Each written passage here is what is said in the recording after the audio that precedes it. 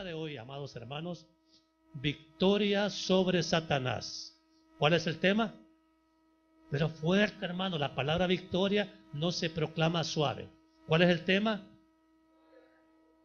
El texto, Génesis 3:15, un solo versículo. El Evangelio completo del Antiguo Testamento. Ahí está.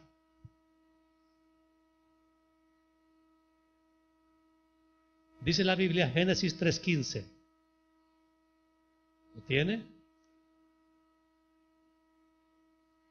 Y pondré enemistad entre ti y la mujer, y entre tu simiente y la simiente suya.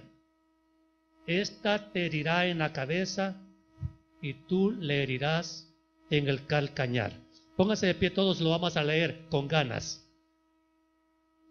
Al unísono, por favor. Este versículo lo deberíamos de tener muy memorizado, muy grabado en el corazón y aquí. ¿Sí, Aulid? Okay. Digamos todos, fuerte, y pondré enemistad entre ti y la mujer, y entre tu simiente y la simiente suya. Esta te herirá en la cabeza y tú le herirás en el calcañar.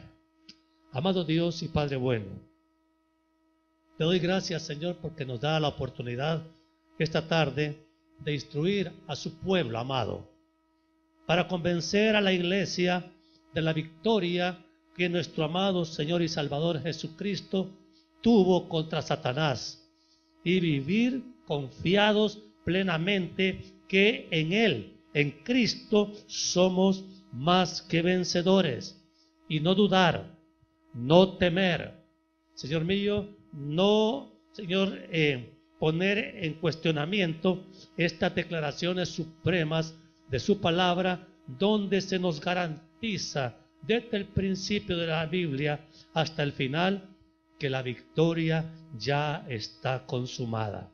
Así como fue prometida, así fue consumada por Cristo en la cruz del Calvario, y así vamos a ver esta victoria glorificada plenamente en aquel día, cuando seamos testigos de la derrota total de Satanás, cuando sea lanzado al lago de fuego y azufre. ¿Cuál fue la promesa original suya, mi Señor? De que en Cristo siempre seríamos victoriosos por su sangre preciosa. Gracias, mi Dios, en el nombre de Jesús. Amén y amén. Pueden tomar asiento, amados hermanos.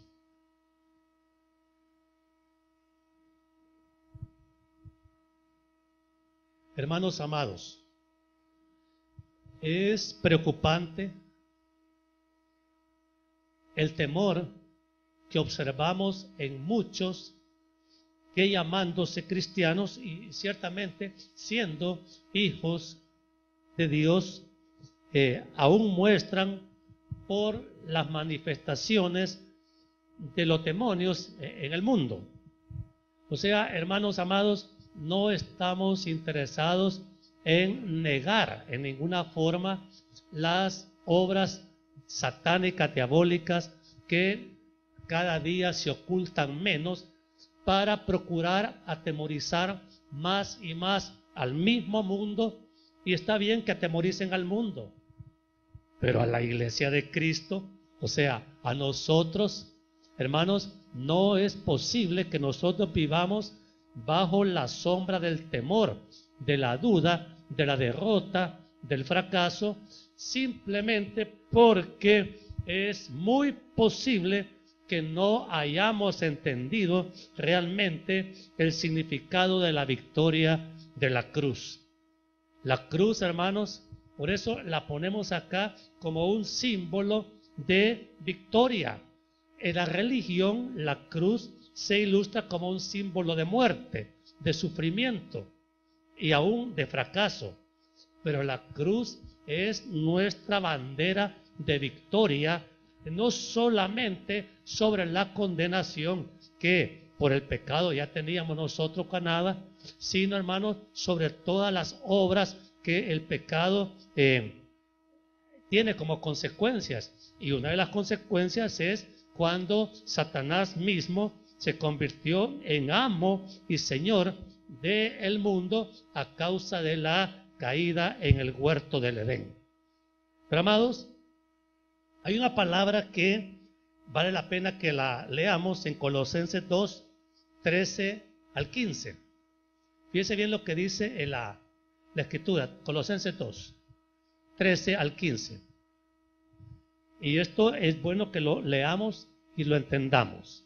Dice, y a vosotros, o sea, a nosotros los hijos de Dios, estando muertos en pecados y en la incircuncisión de vuestra carne, os dio vida juntamente con Él, o sea, con Cristo, perdonándoos todos los pecados, anulando el acta de los decretos que había contra nosotros, que nos era contraria, por supuesto, quitándola de en medio y clavándolo ¿a dónde? En la cruz. Y oiga bien, y despojando a los principados y a las potestades que hizo el Señor, los exhibió públicamente, y digamos todos al final, triunfando sobre ellos en la cruz. O sea, amados hermanos, el Nuevo Testamento, ya esta es la palabra escrita por el apóstol Pablo, declara en una forma enfática, total, indudable, que el Señor Jesucristo triunfó contra Satanás y su ejército de demonios en la cruz del Calvario. Y esto, hermanos, esto es sana doctrina, por cierto, y lo voy a repetir, porque las iglesias que predicamos sana doctrina no tenemos temor de declarar lo que la Escritura dice, que Jesucristo es el vencedor sobre toda potencia maligna, sobre toda obra del infierno. Jesucristo está, oiga bien, infinitamente superior en poder que cualquier manifestación diabólica que ahora el mundo sinvergüenzamente muestra a través de las películas, donde se exalta en una forma maliciosa y mentirosa el poder de los demonios. Hermanos, mire, esas películas de terror, esas películas de miedo que a la gente le fascinan tanto, lo que están logrando es provocar en los hijos de Dios dudas acerca de la victoria de la cruz. Y la victoria de la cruz ya está consumada. Mire, si Jesucristo es vencedor sobre toda oposición del infierno. Y hermanos amados, entonces ahora yo me he dado cuenta, hermanitos en la iglesia, hermanitas, ay, está oscuro, no, enciendan las luces, me da miedo, es que hay un ruido raro por ahí, es que las luces se apagaron y se encendieron. Hermanos, y a mí, ¿qué me importa lo que el diablo haga para atemorizarme? Si yo soy vencedor en Cristo. O sea, ¿cuál es el miedo? Ay, no, vení a dormir conmigo porque estamos viendo una película de miedo. Ay, y ya va a salir ahí el fantasma, ya van a salir ahí. Mire, si hoy con la tecnología se pueden hacer imitaciones y falsificaciones fantasmales y la gente dice, ahí va el espíritu de la abuelita del no sé quién. Hermanos amados, eso es puro circo diabólico. El diablo es un payaso de primera, tiene poder, no lo niego. Pero hermanos amados, ¿desde cuándo Satanás es rey? Cristo es rey, y es rey de reyes y es señor de señores. Y él, amados, tiene ya declarada la victoria de la cruz, fue anticipadamente declarada 4000 años antes de que sucediera, con promesa de Dios mismo en el huerto del Edén, de que la cabeza de la serpiente iba a ser herida. Acabamos de leer la profecía, ¿sí? Entonces, hermano, ese engaño que todavía persigue a los creyentes hace creer que el diablo puede aún hacer contra nosotros lo que el diablo quiere. ¿Por qué a veces pensamos eso? Y que el diablo me va a enfermar. Y que el diablo me va a quitar el trabajo. Y que el diablo me va a quitar el marido.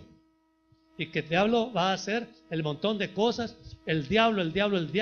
Y el diablo feliz porque nosotros mismos le estamos reconociendo poderes que realmente, si bien él podría tener pero no no es Él el que los está ejecutando, sino nosotros con nuestros temores le acreditamos al diablo obras que Él no está haciendo todavía. No la necesita hacer. Al diablo le basta que usted no le crea a Dios y entre en temor para que usted pierda toda oportunidad de ser fuerte y de resistir sus ataques perversos. Entonces, hermano, actividad del diablo, sobre todo ahora en las películas, nos muestra que el infierno está cada vez menos dispuesto a esconderse, así como antes, que era quizás las fuerzas ocultas del diablo. Ahora el diablo ya no se esconde, hermano. Ahora el diablo se exhibe, y se exhibe, hermano, en una forma tan desvergonzada que hemos llegado a pensar, aún aquí mismo en la iglesia, que quizás el que se tiene que esconder es el Señor, porque el diablo está reinando ahora con mucho poder y dominio sobre todo el mundo. Y oigan bien, amados hermanos, la Biblia claramente dice que, y eso lo dijo el Señor Jesucristo, que Satanás es el príncipe de este mundo. Y esa autoridad la tiene todavía a pesar de la derrota que sufrió en el Calvario. O sea, el diablo existe, está vivo. Es un enemigo derrotado, pero es un enemigo activo. ¿Comprende eso? Entonces, aunque él esté vencido, él está activo y muy activo. De hecho, estamos ya en los tiempos donde su actividad se va a incrementar, sabiendo el diablo que le queda ya muy poco tiempo. Entonces, claro, él está desesperado. Él quiere que muchos más lo acompañen en su derrota final. Y entonces usa para dominar y atemorizar la misma arma que ha usado desde el principio: la mentira. Él es mentiroso, ha sido mentiroso desde el principio y es padre de mentira. Así dijo nuestro amado Señor y Salvador Jesucristo.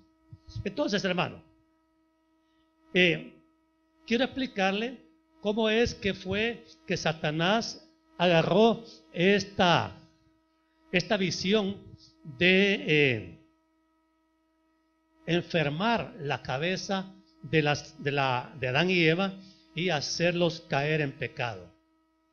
Dice la Biblia que en Génesis 1:24 dice la Biblia que el Señor hizo las serpientes.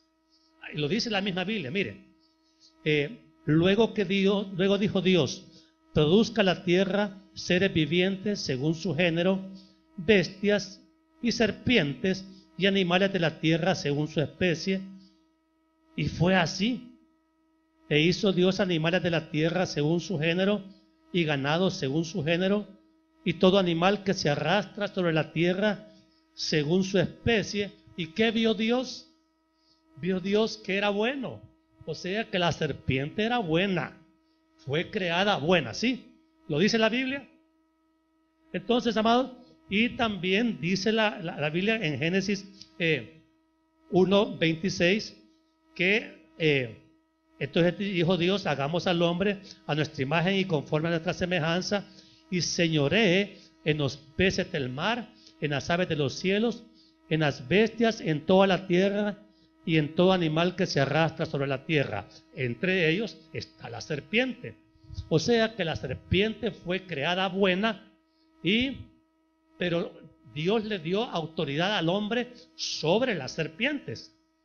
Entonces, y dice también la Biblia que una vez que en Génesis 3:1, pero la serpiente, oiga bien, era astuta. Ahí está hablando ya de una serpiente diferente a la que Dios había creado, más que todos los animales del campo que Jehová Dios había hecho, la cual dijo a la mujer: con que Dios os ha dicho, no comáis de todo árbol del huerto.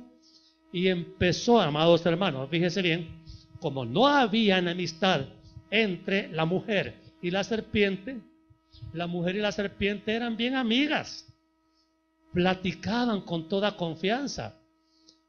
Hola Eva, hola serpiente, ¿qué tal? ¿Cómo estás? Dios te bendiga. Y a lo mejor la serpiente, Dios te bendiga también. Y oiga bien, porque si la serpiente hubiera sido tan tenebrosa, tan perversa, creo que Eva no se acerca. Pero eran amigas, porque no había enemistad. Y ahí es donde tenemos. Pero la serpiente era calculadora. Sabía, oigan bien, que Dios le había dado al hombre la autoridad plena sobre toda la creación. Y oiga bien, autoridad plena sobre toda la creación es una corona que Dios le dio a la humanidad entera por causa de ser hechos nosotros a imagen y conforme a la semejanza de Dios. Y la serpiente debe haber dicho, yo quiero ser la que tenga esa autoridad que al hombre le ha sido dada. Y así toda esta humanidad va a estar rendida a mis pies. Yo voy a gobernar sobre ellos. Pero para eso tengo que engañarlos e introducir el pecado en la creación para contaminar y corromper la obra buena que Dios había hecho. Y como la autoridad la había dado Dios al hombre y a la mujer, entonces ocupó la astucia como recurso que no le falló, porque convenció a la mujer de que podía desobedecer a Dios y no había nada. Amiga, ¿qué te cuesta, amiga mía? Come la fruta. Si Dios no te va a hacer nada por eso. Entonces, como Eva tenía tanta confianza en la mentira de su amiga perversa, Eva comió. Y con esa aparente e inofensiva mordida que dio, hizo caer toda la humanidad en dependencia de la autoridad de la mujer. La serpiente robó la autoridad que Dios le había dado al hombre y a la mujer. Y eso fue lo que causó mire, nuestro Padre amoroso. Es que aquí uno no puede dejar de ver la gracia, el inmenso amor de Dios. Solo le dijo Dios a Eva que has comido el árbol. Mira, es que la mujer que me diste fue la que me dio y yo comí. Y a la mujer le dijo, ¿y qué pasó? ¿Y por qué? No, la serpiente me engañó.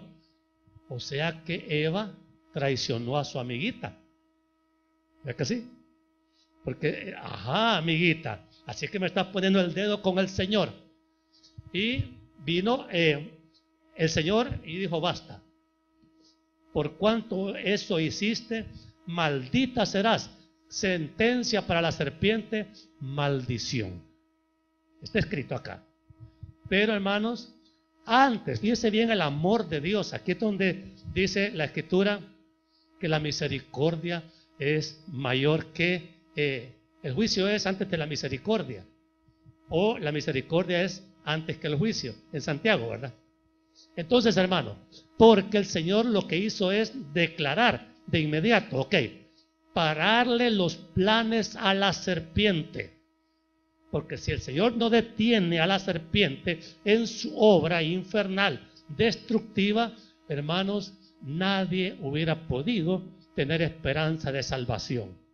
Entonces, ¿qué hizo el Señor? Pondré enemistad. Ok, serpiente, pongo enemistad hoy entre ti y la mujer a la que acabas de engañar.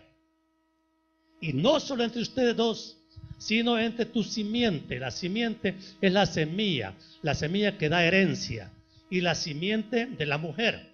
La simiente de la mujer se llama Jesucristo. Oiga bien, no es la Virgen María como la errática doctrina católica asevera.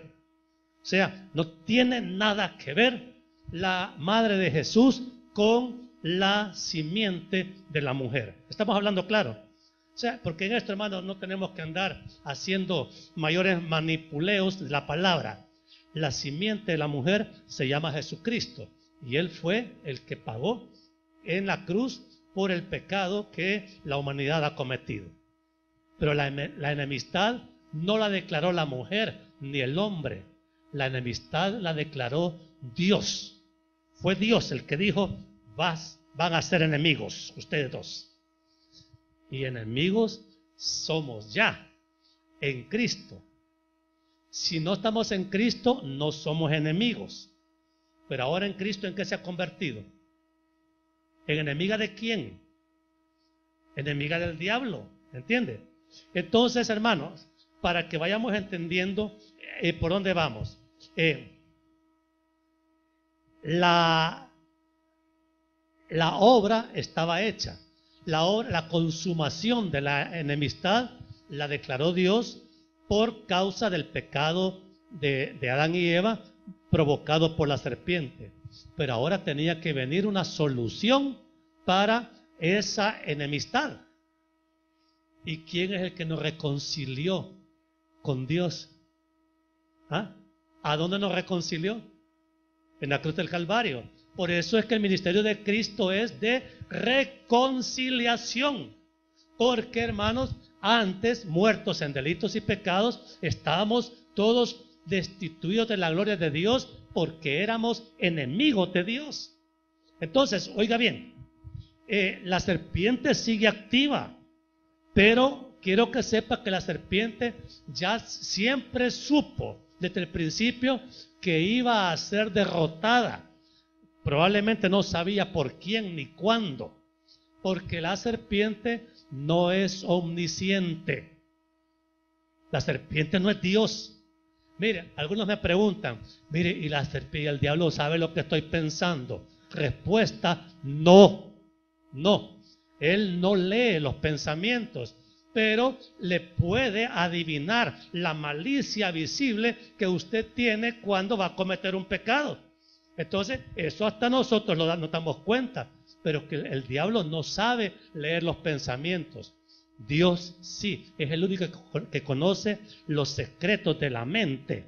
Y por eso, amados hermanos, quiero decirles que la serpiente, Satanás sabe claramente que la derrota es una sentencia ya decretada por Dios desde el principio. Mire, Romanos 16, 20, hay una declaración acá que me gusta también. Es que toda la Biblia es deliciosa, ¿verdad, hermano?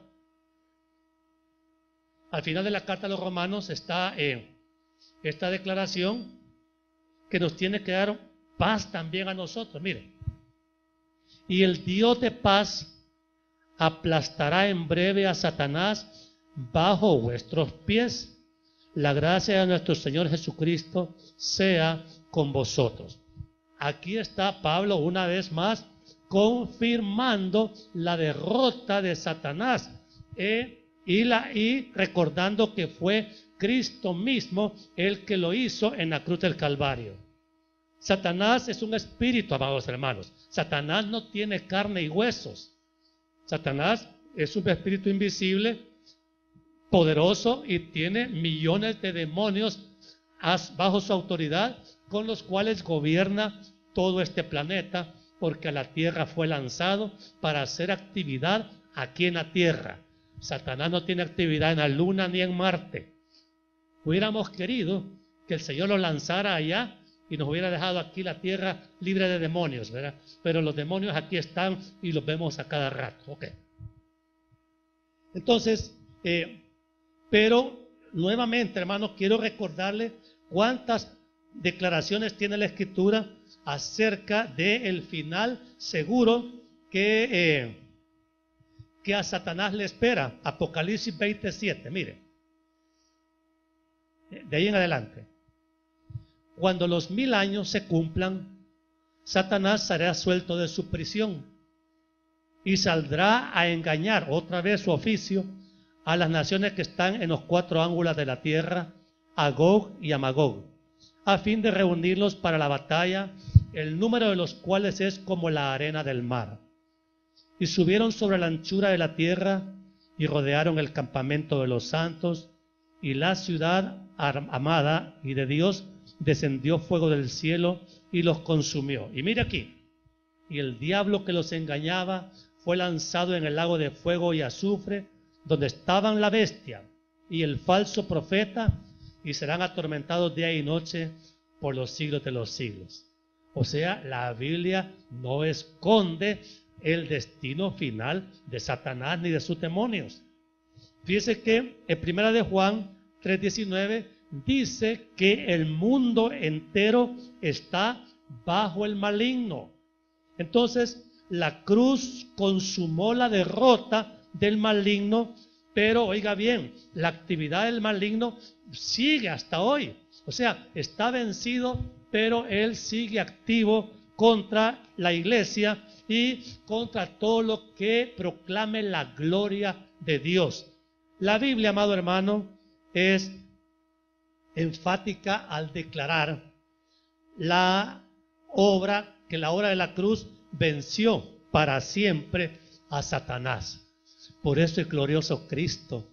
A veces, hermano, pienso que no dejamos que el Espíritu Santo nos convenza de la grandeza de Jesucristo, la grandeza de su poder, de su amor, de su deidad como Dios, y reducimos el papel de Cristo a una expresión muy pobre de todo lo que Él es capaz de hacer y está haciendo en favor de sus hijos.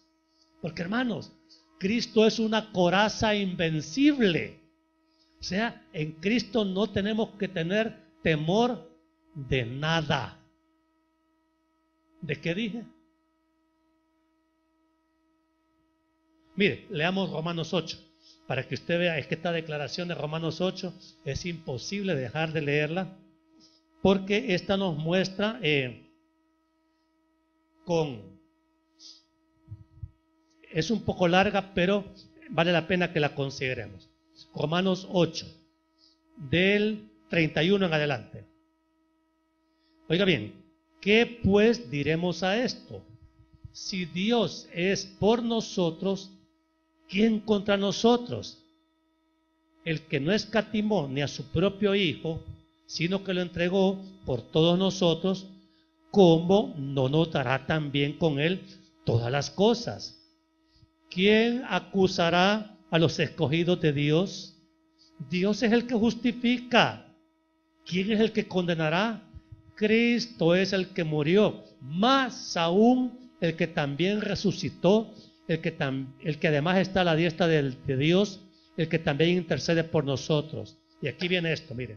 ¿Quién nos separará del amor de Cristo? El diablo.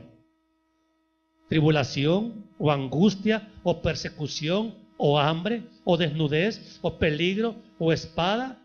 Como está escrito, por causa de ti somos muertos todo el tiempo, somos contados como ovejas de matadero. Eso dice la Biblia. Y aquí viene la declaración. Antes, en todas estas cosas, somos más que perdedores. Vencedores, ok. ¿Y por qué si es vencedora se comporta como derrotada? O sea, ¿por qué acariciamos la derrota si dice la Biblia que somos más que vencedores? Entonces, hermanos, cuidado con esos temores. No vivamos en esta vida cristiana como que no tuviéramos Dios. Porque eso parecemos a veces. Teniendo a Dios con nosotros, entonces, y diciéndonos la Escritura, somos más que vencedores por medio de aquel que nos amó. Estamos llenos de inseguridades, de dudas, que realmente, a mi parecer, las dudas deshonran el santo nombre de aquel que nos llamó de las tinieblas a la luz. Es vergonzoso, diga todo, es vergonzoso temer y dudar de la manera que lo hacemos. La Escritura no nos da sustento para tener esa actitud. Es cierto, hermanos, como seres de carne y huesos, la carne pues no tiene confianza, la carne duda, pero el Espíritu Santo en nosotros nos quita los temores, nos da seguridad y nos dice, eres vencedora. Entonces, pero si es que tenemos el Espíritu, porque el que no tiene el Espíritu Santo jamás puede vivir libre de temores. Pero los que decimos tenerlo, no solamente lo vamos a declarar, y oiga bien, sino que lo vamos a demostrar. Demostrar. Y no le estoy diciendo con esto que le lance un reto a Satanás o a un demonio para que venga a pelear con usted. No.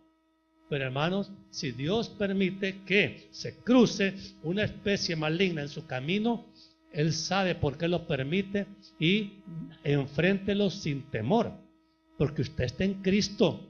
Usted no lo va a enfrentar en sus fuerzas, sino que lo va a enfrentar en las fuerzas de Cristo en usted. Tenemos el Espíritu Santo. ¿Qué cree que el Espíritu Santo le va a tener miedo al diablo? Hombre, no. Es ridículo. Entonces, si aquí Pablo está diciendo que ni la muerte nos va a separar del amor de Cristo, entonces la muerte ya no tiene que ser algo que nosotros temamos, sino que esperemos en amor cuando llegue el momento, y va a llegar, hermanos amados. Pero bien, la principal arma de Satanás es la mentira. Y le ruego que ponga atención a estos minutos porque le voy a decir algo bien importante.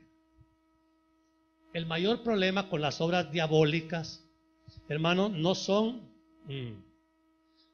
los brujos, los chamanes, los adivinos que tanto abundan, no son la prueba del puro y tantos ritos satánicos que ni siquiera los podemos conocer. Esas son las manifestaciones más visibles con las que Satanás fácilmente esclaviza en temor al mundo inconverso. Y hermano, hay gente inconversa que es muy inteligente, muy brillante, pero yo conozco gente que son hombres de negocios, de esos que se mueven en otras esferas, y antes de hacer un negocio le van a consultar a un chamán allá en Izalco o a un pueblo por ahí para decirle si es propicio que firmemos un contrato al día siguiente. Y firman, y claro, el negocio sale exitoso y le ponen confianza a lo que el brujo dijo. Pero hermanos, eso es satanismo vulgar. Entre demonios se entienden y se favorecen. Pero el peor peligro para nosotros, oiga bien, es el engaño religioso. El engaño religioso, hermanos, es lo más grave que la iglesia cristiana enfrenta hoy. Porque el engaño religioso no es fácil para todos reconocerlo. Imagínense que nosotros enseñamos Jesús es el vencedor, pero no todas las iglesias cristianas proclaman eso. Hay otras que, llamándose cristianas, niegan la victoria de la cruz. Y yo les pregunto, ¿y por qué se llaman cristianos si están negando la victoria de la cruz? Pero tienen gente y un montón de gente.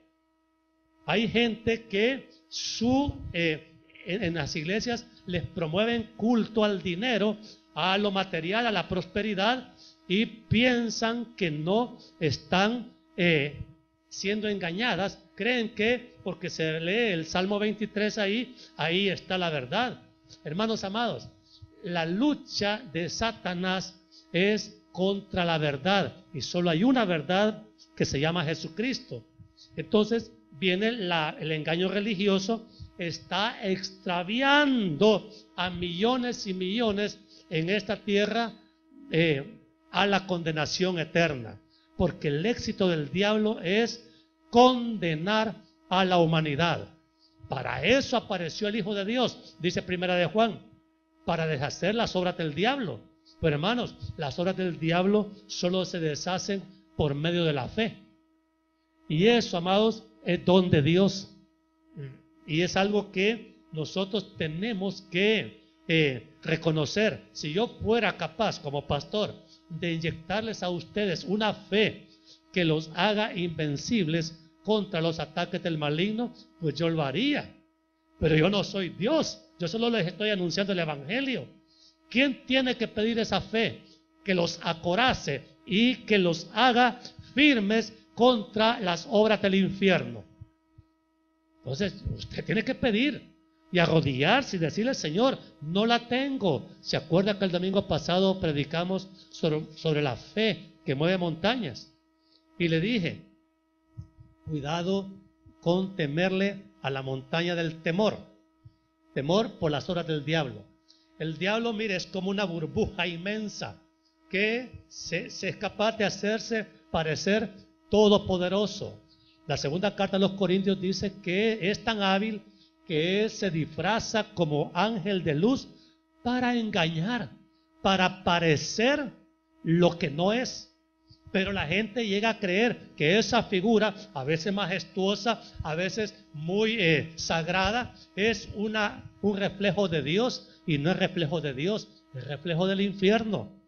Entonces el engaño religioso, amados hermanos, es peor que la brujería, es peor que el chamanismo, es peor que cualquier rito o pacto. Mire, hay tantas obras del diablo, se me ocurrió escribir algunas. Brujos, chamanes, adivinos, terror, pavor aún, leyendas que se inventan, cipitíos y guanabas, inmoralidad, pactos de cualquier punto. Hay gente que le vende el alma al diablo. Mire, el que le vende el alma al diablo es un hijo del diablo que se compromete con él, es todo. Pero eso ocurre en la esfera del infierno. Pero los hijos de Dios, hermano, risa nos dan los pactos diabólicos. Porque nosotros estamos en Cristo y el Espíritu Santo nos da convicción firme de que el diablo no puede pactar con nosotros. Nosotros tenemos un nuevo pacto en Cristo que nos garantiza salvación y vida eterna. Entonces, ¿qué me puede ofrecer el diablo mejor que lo que Cristo me está ofreciendo? ¿Ah? Entonces, pero amados hermanos, la gente como ahora tiene adicción por el dinero, adicción por la fama, adicción por la vanidad. Entonces esos son los ídolos que los mueven a pactar para alcanzar esos favores, lo cual muestra claramente que no son hijos de Dios, porque el hijo verdadero de Dios jamás va a dialogar con el diablo. ¿Sí? ¿Hemos entendido, amados hermanos? Entonces, recordemos las palabras del Señor Jesús en Mateo 16, 18. Tú eres Pedro, y sobre esta roca edificaré mi iglesia. ¿Y qué dice después? Y las puertas del Hades no prevalecerán contra ella. El Señor estaba declarando que la verdadera iglesia de Cristo es vencedora. Las puertas del infierno no van a poder contra nosotros. Pero si verdaderamente estamos en Cristo. ¿Cuál es el problema de muchos que dicen estar en Cristo, pero, hermanos, sus hechos que muestran, su testimonio de vida que muestra? Entonces, aquel que dice estar en Cristo, pero vive una vida de práctica continua de pecado, hermano, la primera carta de Juan dice que el Hijo de Dios, el nacido de nuevo, no practica el pecado. Y miren,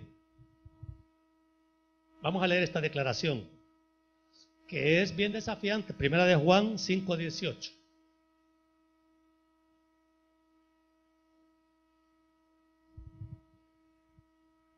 ¿Lo tiene? Primera de Juan 5:18. Sabemos que todo aquel que ha nacido de Dios, ¿qué dice después?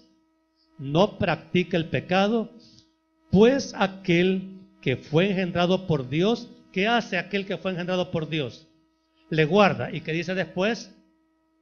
Y el maligno no le toca.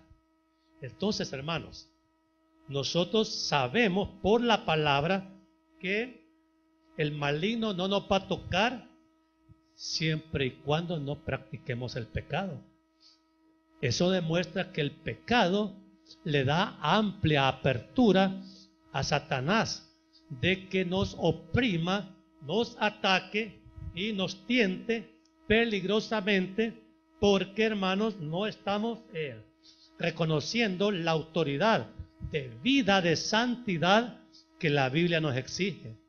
Y todavía, hermano, mire, ¿cree usted que a una persona que se pasa viendo películas de violencia la puede atacar el diablo? ¿Ah? ¿Cree usted que alguien vive adicto o ve de vez en cuando pornografía, lo va a atacar el diablo? ¿Cree usted que a una persona que no pueda medir su lengua y calumnie con facilidad, ¿la va a atacar el diablo? ¿Cree usted que el pecado sexual es una puerta abierta para que el diablo pueda entrar? Entonces, hermanos, el pecado abre oportunidad para que Satanás nos haga entrar en temores y en dudas. En cambio, la santidad nos garantiza que el Hijo de Dios en persona, que el vencedor, nos va a guardar. Entonces, ahí usted puede pasar por un cementerio a las 12 de la noche, en noche de luna llena, y pasa tranquilo, puede sentarse ahí a comerse su hamburguesa, y los que van a tener miedo son los demonios. Ellos van a salir corriendo porque un verdadero hijo de Dios ahí está sentado y no les teme porque sabe que la coraza de Dios le asegura victoria contra cualquier maquinación. El que tiene que correr es el diablo, nosotros no, pero sí estamos firmes. Pero entonces, ¿por qué sale corriendo? Ay, no, yo no voy al cementerio. Mire, hermano, tantas leyendas que cuentan acá acerca de que el cipitío se aparece y se pone, hermano, todo eso es pura leyendas destinadas para que, por la ignorancia religiosa, usted caiga víctima de temores del infierno. Pero la Biblia dice que Cristo es el vencedor. La oración es clave, amado hermano. Con esto voy a terminar. La oración es clave para tomar la victoria. La preciosa declaración de Efesios 6, la armadura de Dios, no da dudas acerca de la coraza que la oración nos constituye a nosotros si realmente estamos determinados a vivir la vida de santidad. Efesios 6, del 10 al 12. Por lo demás, hermanos, fortaleceos en el Señor y en el poder de su fuerza. Vestíos de toda la armadura de Dios para que podáis estar firmes contra las acechanzas del diablo, porque no tenemos lucha contra sangre y carne, sino contra principados, contra potestades, contra los gobernadores de las tinieblas de este siglo, contra huestes espirituales de maldad en las regiones celestes. Hermanos amados, qué lindo entender que la clave para esta victoria es la oración. Sin oración, ¿cómo nos vamos a fortalecer? Está orando para ser fuerte, porque el hombre defiende su familia. Yo tengo que defender con mi oración mi esposa, mis hijos, acorazarlos, ¿sí? Todo hombre, todo padre de familia es piedras firmes, seguras en oración para acorazar a la mujer. La mujer está hecha para que su marido la defienda, no solamente de un asaltante, sino del peor de los asaltantes, que es el diablo mismo o cualquiera de sus demonios. Entonces, hermano, pero también tengo que tener una convicción por la palabra de que la Biblia dice que soy más que vencedor y que tengo que pelear una batalla de la fe y que realmente no la voy a pelear para perder, sino para confirmar la victoria de Cristo en la cruz del Calvario. Yo no tengo que vivir con dudas ya no, hermano, ya eso realmente es vergonzoso para un hijo de Dios. Entender la palabra de Dios que garantiza la victoria de Cristo es clave para vivir sin temores. ¿Y por qué no temo? La Biblia dice no temas. ¿Cuántas veces la Escritura dice no temas?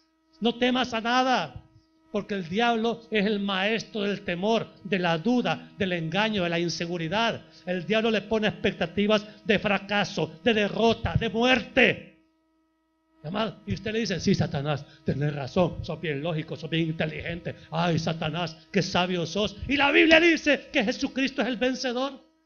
¿A quién le vamos a creer entonces? Amado hermano, fíjese que la vida de santidad es un paredón que Satanás no puede atravesar.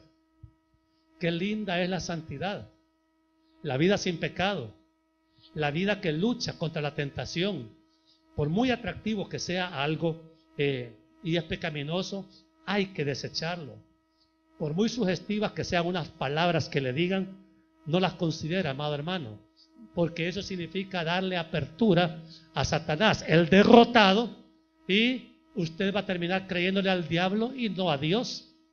Miren, el propio Señor Jesucristo dijo: en el mundo tendréis aflicción, pero confiad. Juan 16:33. Yo he vencido al mundo. Y el mundo tiene un príncipe que lo gobierna. O sea, si el Señor dice, yo he vencido al mundo, también quiere decir, yo he vencido al príncipe que gobierna el mundo, que es Satanás. Entonces, hermanos, los temores solamente van a venir y van a acosar, y van a abrumar, y van a vencer en las vidas de aquellos que abiertamente estén practicando el pecado, ¿sí? En cualquier forma de pecado, hermanos, Satanás es capaz de encontrar ahí una puerta de entrada para atormentar. Y voy a terminar con 1 de Juan 3:8.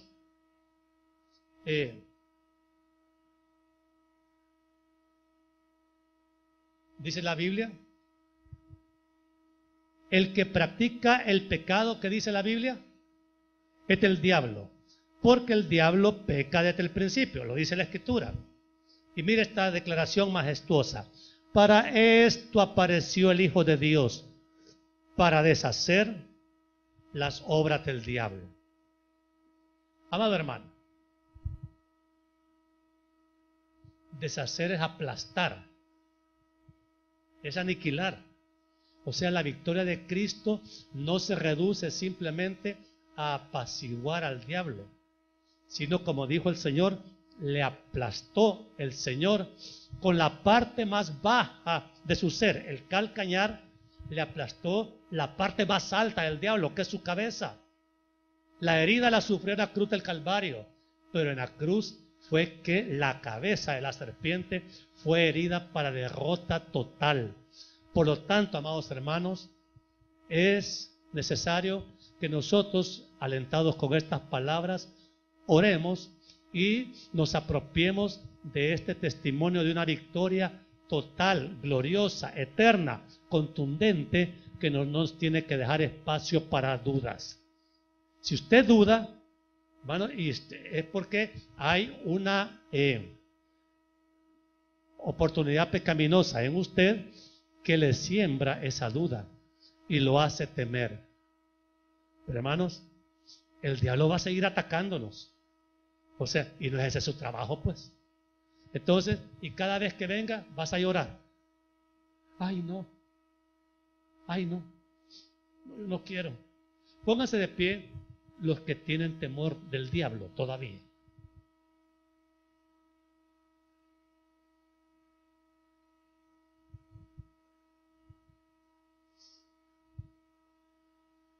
¿Por qué no se pone de pie?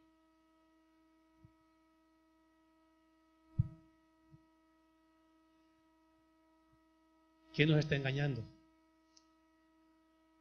¿Por qué no se pone de pie? Hija, es que hay que decirlo, sí, yo tengo temor, pero la palabra me da convicción. Y quédese de pie. Por lo menos un sincero. Pónganse de pie los que todavía experimentan temor a las obras del infierno.